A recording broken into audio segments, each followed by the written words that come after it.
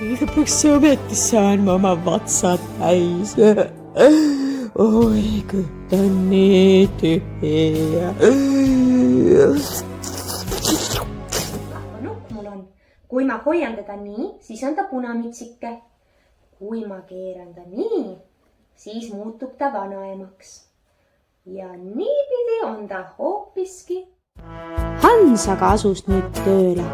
Ta haaras puust kinni ja tõmbas, sakutas ja saigi ta välja.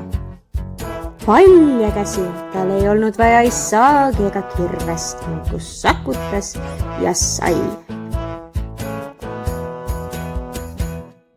Greteke ka ikka ja aina tantsis. Mitte ükski puu ei tundunud tuttav. Nad ei olnud seal, kus eile. Kuid metsanõid teadis väga hästi, kuhu nad sattunud olid. Tema koduümbrusesse ja nõial olid omad plaanid, millega saab samuti mängida mitut tegelast.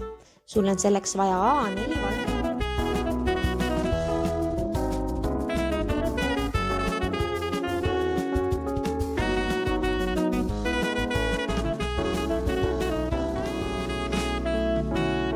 Nüüd on aeg joonistada valmis teine tegelane.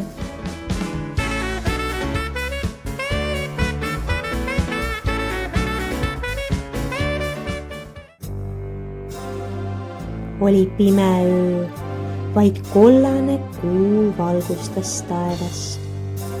Öistes vetes liikusid kahtlased tegelased. Kuid niipea, kui oli päev ja paistis päike, unustasid inimesed ohu. Võta ometi mõistus pähe teele. Kas sa ei saa aru, et siin vetes peidab ennast hiigelsuur haikala?